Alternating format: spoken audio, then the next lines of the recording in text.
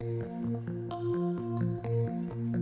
first day of school, my teacher said, "Why don't you draw a picture for your parents?" So I drew a picture of an alligator and I named him Terrence.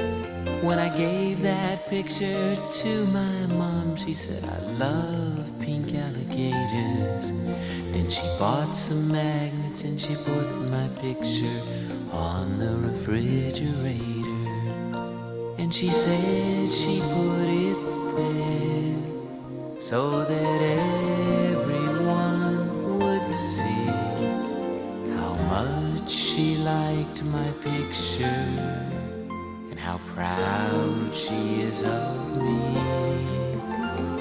Now when the teacher asks me why a drawing takes so long, I say, 'cause it's a refrigerator picture for my mom.